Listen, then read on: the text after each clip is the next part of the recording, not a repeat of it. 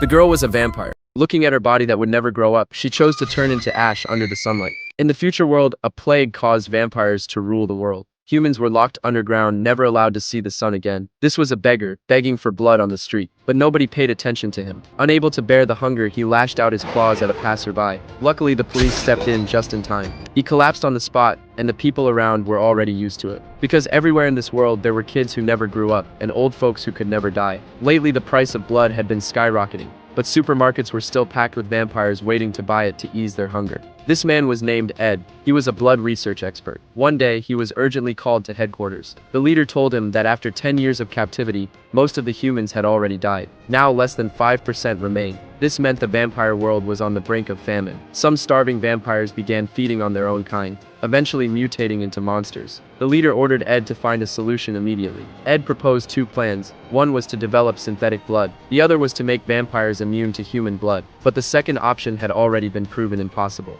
Once cut off from human blood, vampires would quickly wither and die. So synthetic blood was their only hope.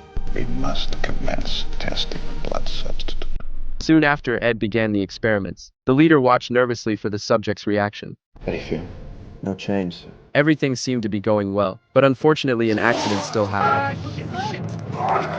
Ed tried to save it, but the experiment still failed. Both the military and Ed were in despair. He went home dejected and watched a TV program introducing the underground city. Ed suddenly felt exhausted. He no longer wanted to be a vampire. Just then his younger brother walked in. It turned out today was Ed's 1035th birthday. He brought a birthday gift, a bottle of fresh blood, but Ed poured it straight down the drain. His brother, furious, smashed the bottle, and because he hadn't closed the door when he came in, a vampire had sniffed out the scent and slipped inside. Ed panicked, but luckily his brother was a soldier. He quickly took down the creature. Afterward, they called the police. The police arrived to clean up the scene but found a wedding ring on the body. Ed was shocked when he saw it. He recognized this mutated vampire. It was Ed's former gardener. Because he couldn't afford blood, he had mutated into this form. This made Ed deeply saddened. The next day at work, he returned to his office to continue working on blood substitutes.